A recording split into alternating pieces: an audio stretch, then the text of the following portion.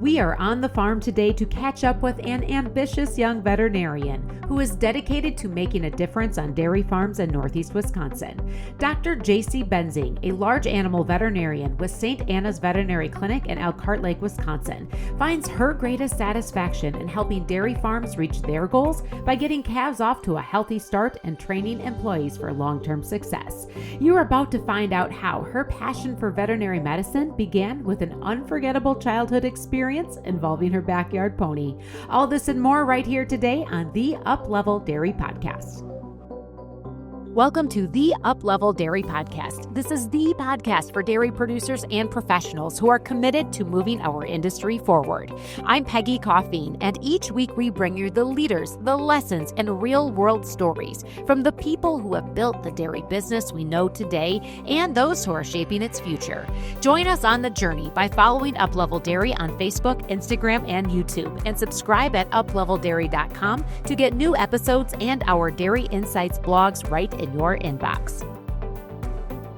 Heritage Vet Partners is the nation's leading veterinary partnership specializing in mixed and large animal practices. Heritage Vet Partners provides a unique partnership model that preserves local practice legacies, serving dairy and other livestock producers and companion animal owners through shared services, data, and strategic growth. Learn more at heritagevetpartners.com. So you've been a dairy and large animal veterinarian for a good 5 years now, officially in the field. But this wasn't necessarily the path you always saw for yourself, was it?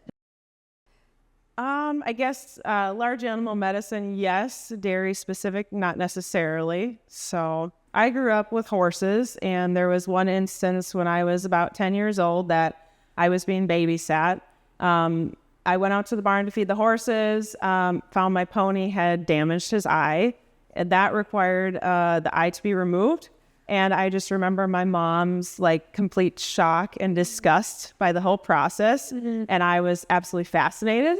So that was pretty cool for me, first exposure. After that, I happened to grow up down the road from Dr. Kelly Peters. And showed 4-H with his daughters. So he said, if you ever want to ride along, just let me know. So I shadowed him as part of a project in my high school vet science course. It was a day in the life of a large animal vet. So I rode along with Dr. Kelly, got to see what he did on a daily basis, and just remember seeing that first DA surgery in this dimly lit barn in this dirty chute, and just thinking, wow, you're going to do surgery right here, and this cow is going to stand here and be totally fine. And I just remember thinking, that is so cool. Cows are such an amazing species. They're so hardy. So from there, I kind of decided I was going to undergraduate in River Falls, studied equine and dairy science at that point. A friend of mine was like, hey, you want to milk cows? And I'm like, well, yeah. So I started milking cows for a dairy nearby. I also worked at an equine practice. And so kind of it evolved that I discovered working in that practice wasn't necessarily what I thought I was going to be wanting to do for the rest of my life. So I remember thinking that I really enjoy working with these farmers, instead. I really like cows. I really like farmers. So I think that's the way I'm going to go. So that led me to more of a food animal tract, production animal tract at the University of Wisconsin for vet school. So you mentioned that you were a horse kid, and you were exposed to dairy and developed a love there. But are horses still something that you have your hands on? Yes. So I say I'm professionally a cow vet with a horse hobby. So I compete in cowboy mounted shooting, which involves shooting blank ammunition, 45 caliber pistols at balloon targets. So it's pretty cool. You should look it up on YouTube if you've never seen it before. For sure. Very fun to compete in this state. And then I've also competed nationally. So that's what I do with all my free time, which isn't often a lot, but I make time for that. what was it about farmers that just really stuck with you? I think, so one of my best friends is actually a dairy farmer too. So seeing her involvement on her dairy, kind of, I love to see that too, but I wasn't exposed to that growing up. But in college, milking cows, I just really liked the passion that the farmers had for their animals and the products that they produce. So, I mean, it is Wisconsin, it's America's dairy land. So I thought, that's really cool. I want to be involved in that. And cows are just these phenomenal creatures. They're these big, gentle giants. But it's important to me that, they're a production animal, but it's our responsibility to take care of them the best we possibly can so that they produce the best that they can and therefore make the best products for us. So, and we're lucky to have people like you that are serving the dairy industry and have that passion and just intrinsic respect for what the cow is, what she does. And you see the bigger picture too of what that animal is providing from a food standpoint. And so for you on this, on this journey that's taking you to working alongside cows and calves and heifers every single day. And so what was it like when you went from being a student to getting out into the real world as a full-time large animal vet? The biggest adjustment I had from clinical rotations. So I had a full year, 4th year in vet school of clinical rotations. But that largest adjustment from rotations to practice, I think the physical demand of this job is often underestimated. So I recall just being very tired. And about the first month of practice, my hands were just sore from growing that grip strength. And you can, I knew what the job entailed because I had shadowed it many times, and clinical rotations involve a lot of on-the-job training, but nothing prepares you for dairy practice physically like just doing dairy practice. So the added benefit is the weight loss from going from a sedentary student to a very active practitioner. But I think physically, like the physical demand of the job was probably the hardest, because I felt that school really prepared me well to, take on cases, individual cow cases or herd level cases. And I had really good support from my coworkers. So I felt that the physical part was the hardest. So your mind was prepared from school and from all of those experiences, but it was that gaining that little extra edge on the physical side and what it takes to do your job with your body, because your body is your tool, right? Yeah. It's a very, very hands-on profession, very hands-on job. So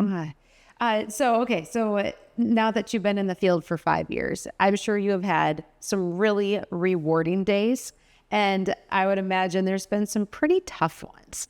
Tell me about your toughest day on the job. Yeah, so I vividly remember my first solo weekend on call, and I was faced with a uterine prolapse in a down cow, a uterine torsion in a huge red cow that happened to have twins, and a blocked goat, all in the same. Yeah, goat to top it all at once. Yeah, so I just remember being faced with those cases, and man, the learning curve was so steep. I was so overwhelmed. The goat I saved, and then he shortly decompensated and passed away. So it was devastating because I had unblocked him and he was going to recover, and then he was just too far systemically ill to recover. So, but that was probably the hardest day just because of the level of difficulty of those cases. Yeah. But fortunately, every opportunity, every case provides, learning, and opportunity to grow from that. So it was overwhelming at the time, but with the support of my coworkers, with reflecting back on it, it was like, that's in the past now. And you're able to look back and kind of smile at how, challenging it was at the time, but you overcame it. So it's not a big deal anymore. Yeah, but it's definitely a memory that stuck with you, and rest in peace, little goat. Yeah, I think his name was Gary. So I do remember Gary. Yeah, I don't know if I can say that, but Well, and how did the cows come out of that deal? yeah, Were you so able to... I do know. Yeah, unfortunately, in dairy production medicine, something I'm always told by producers and vets alike is that when you have livestock, you have dead stock. And so unfortunately, one of the cases made it, no problem. The other one, she was too far gone. So it was, good opportunity to learn what can and what cannot be saved. And that's an unfortunate part of this job, is that sometimes some cases are too far gone and we can't save them, but we do the best we can in any situation. So that day of the triage of the prolapse, the torsion, and then the goat to just top it off. Physically draining.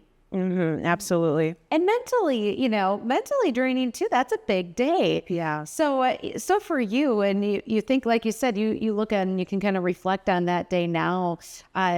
What did you learn that it takes for you to be at your best every day, physically, and to have the mental strength to just keep moving forward on those tough days? Yeah.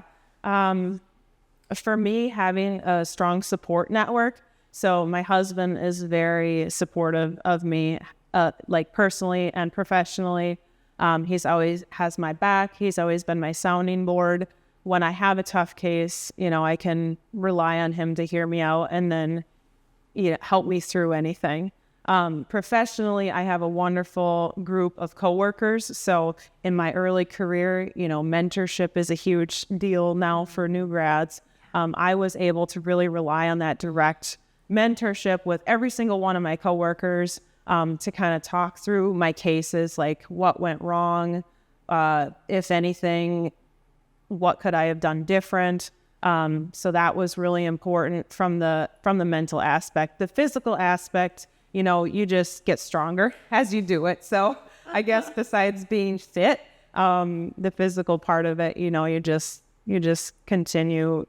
You work out certain muscles doing this job, and then you just maintain that strength. Yeah. So it's your mind is a muscle and your body's a muscle, right? Yeah, 100%. And you touched on this support community around you, and you have that locally with St. Anna's and the clinic that you're part of, but you're also part of something a little bit bigger there too with Heritage Vet Partners, right? Yeah. So our group, Heritage Vet Partners,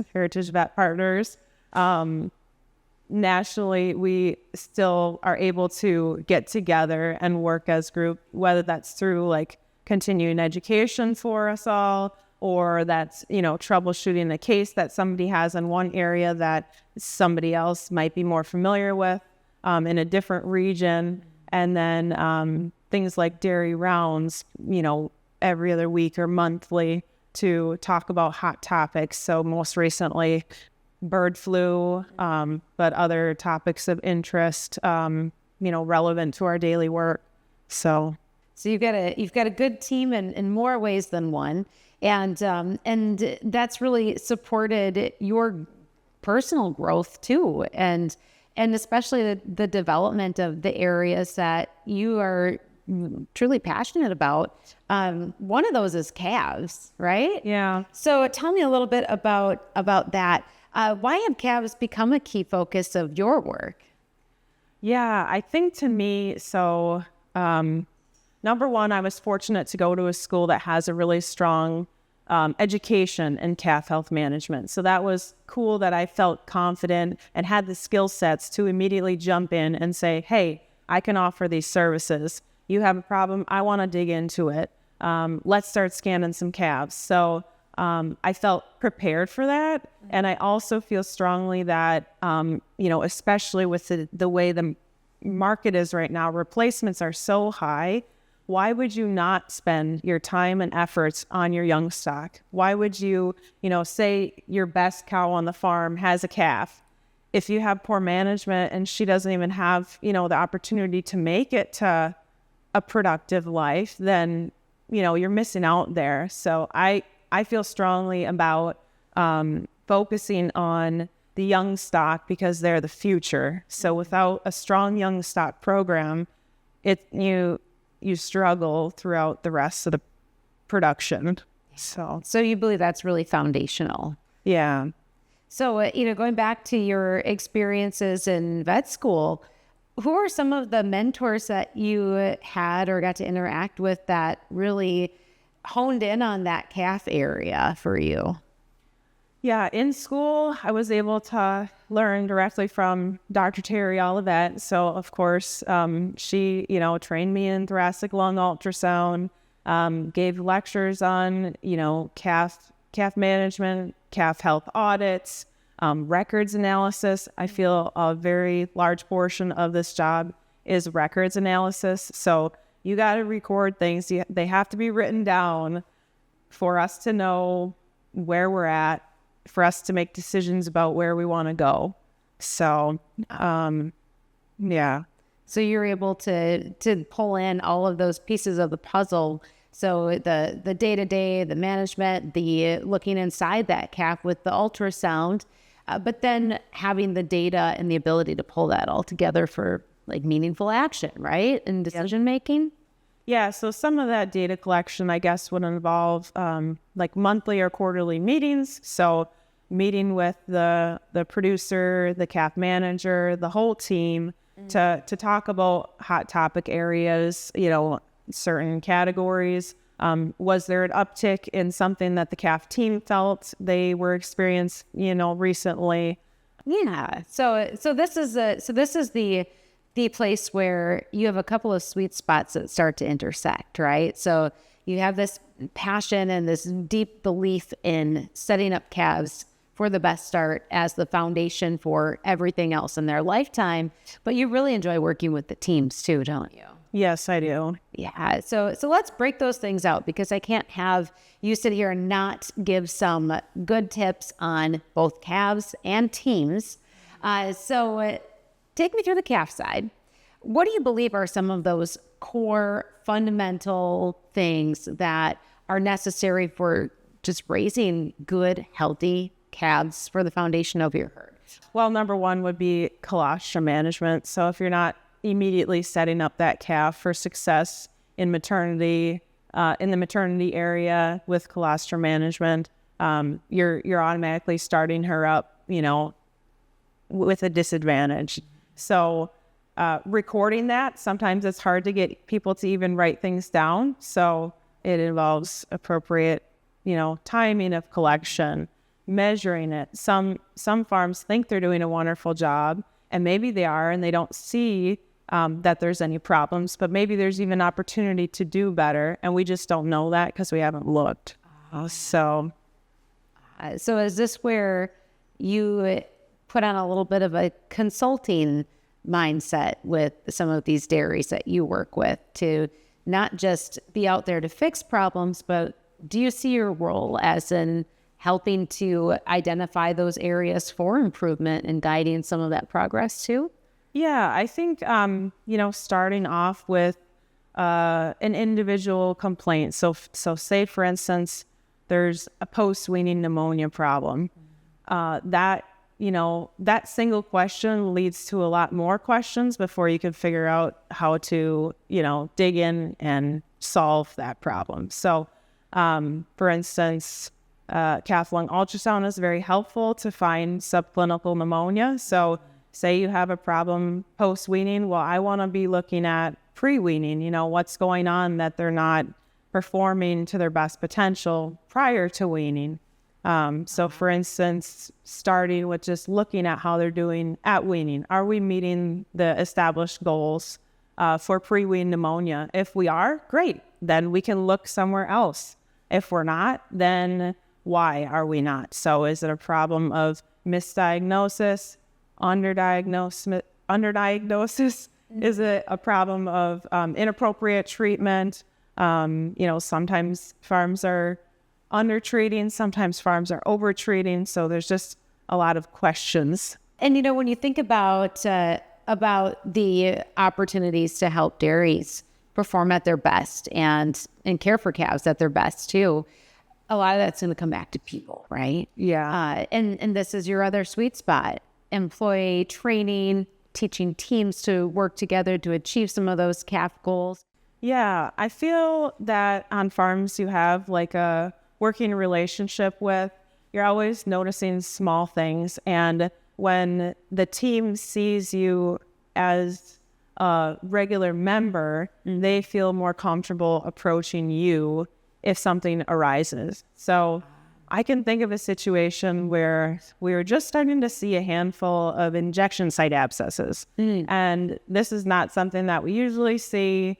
And I know the team does a great job. So I kind of, dug into, well, why is that going on? Well, it turns out there was just a miscommunication on the specific anatomic location to give the injection. So I know that they're using a single-use needle every single time. I know that they're appropriately restraining, but it was just a slight tweak in the location, and that problem immediately went away. So we just did a quick review.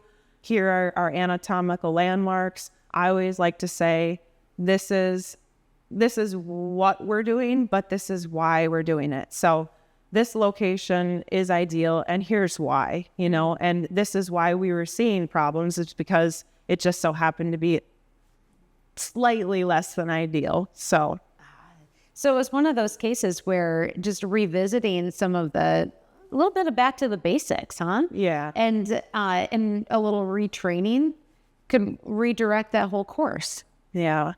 Any moments that really stand out when you're like, I'm really, really proud of the work I get to do, or, maybe it's a tough job, it's a hard day, but you really left that day satisfied. Anything that really stands out for you a day like that? I think when we have a meeting and the topics that we revisited at the previous meeting are all improved upon, and it's like, check, check, check. It's like, that is so satisfying that you know that the day-to-day grind is paying off, and the records are reflecting that the changes that we make, the decisions that we, led the decisions we made led us to the outcome we were hoping to see. So I guess the goals we established and then fine-tuning them and seeing us reach those goals is very satisfying. And you get to do that with your clients, huh? Yeah. So, it's interesting, JC, to get a couple different perspectives on the work that you do, because there's the work that is very animal-centric, and then there's the work that's very people-centric and also data-centric.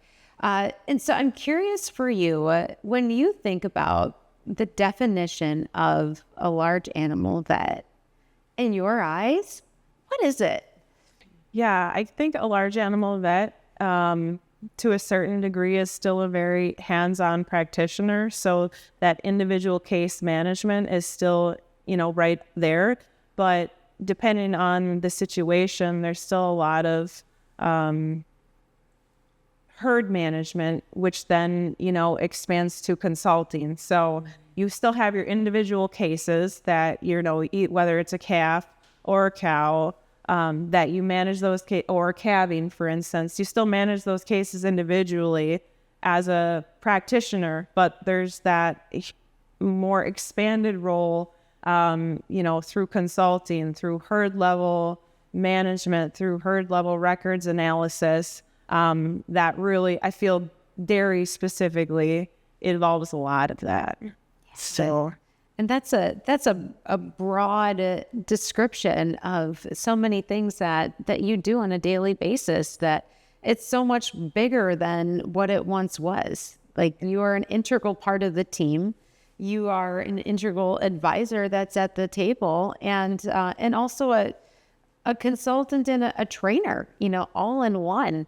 And when you first were that little wide-eyed girl watching an eyeball removal surgery, did you ever think that this is what it would really be and what it would really mean to be a large animal veterinarian?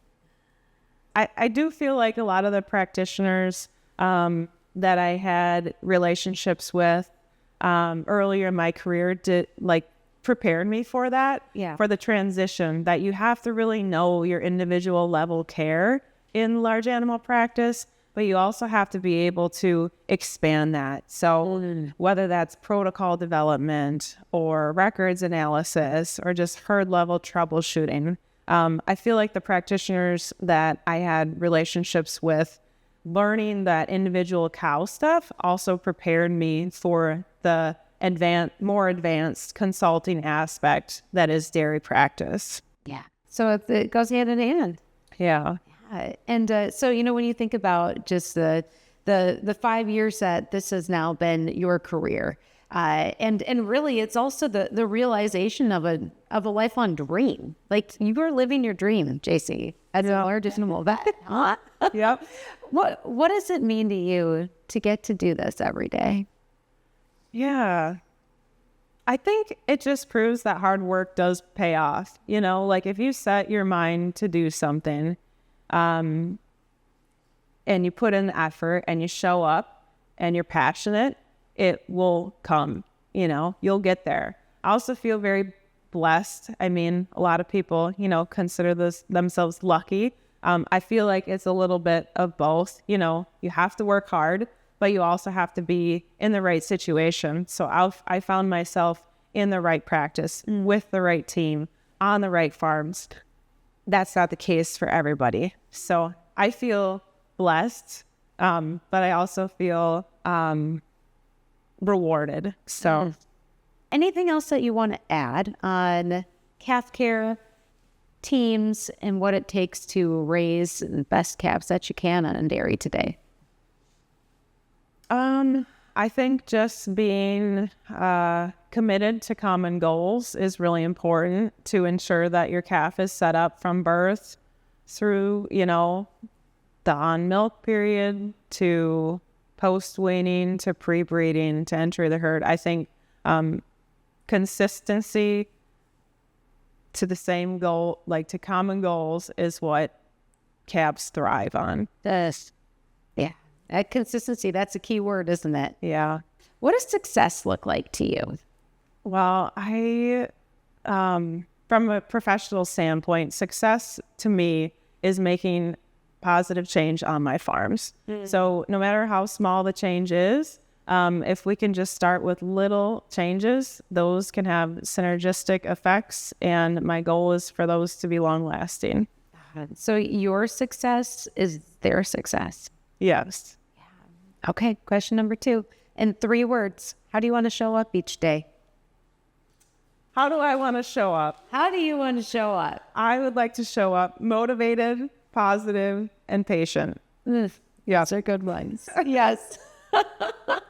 Okay, next question. Who do you look up to?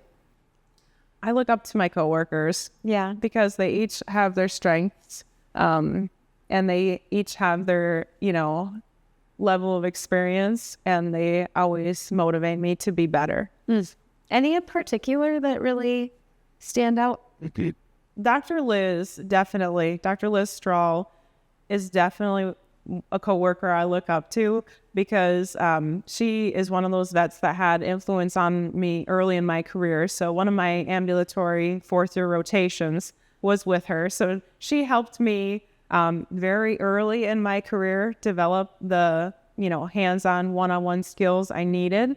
Now later in my career, she's my sounding board for my more advanced cases, my more complicated situations. So I admire her. I admire her drive and her passion for dairy medicine. And it seems like that's been passed on to you too. Yeah. All right. Question number 4. What are the words you live by?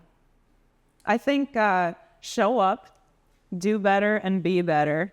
So just kind of that continual strive to do more, continually learning. I am always looking for opportunities to be better. Well, this plays right into our last question then. Okay. What's your next up level? What's the area of your life, personally or professionally, that you're looking to take to a whole new level this year? Yeah, I think for me, it's definitely going from conversational in Spanish to fluent. So I can feel confident in any level of conversation if I can classify myself as fluent. Yes. And what difference do you think that will make in, let's go back to what you shared before. When the farm is successful in hitting their goals, that's yours. You feel successful too. How do you think that your ability to speak Spanish fluently beyond just protocols will impact the bigger vision of success?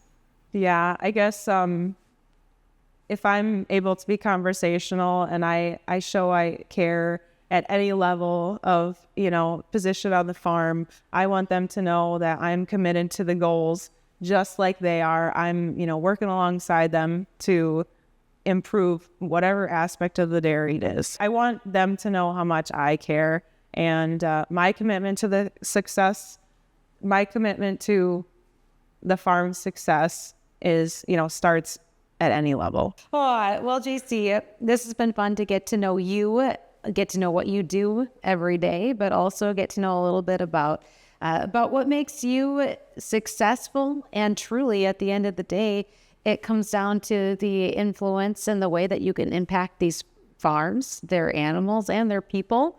And that's what makes it successful in your eyes and for them too. So thanks for sitting down with me today here on the Uplevel Dairy Podcast. Thanks. Thank you for listening to the Uplevel Dairy Podcast. If you enjoyed today's conversation, make sure to follow the show, share this episode with your friends in the dairy community, and leave a review. At Uplevel Dairy, we're here to highlight the leaders, the lessons, and the real-world experiences that are shaping the future of our dairy industry. Find more by following us on YouTube, Facebook, and Instagram for behind-the-scenes content and upcoming guests. And subscribe at upleveldairy.com to get new episodes and our Dairy Insights blogs right in your inbox.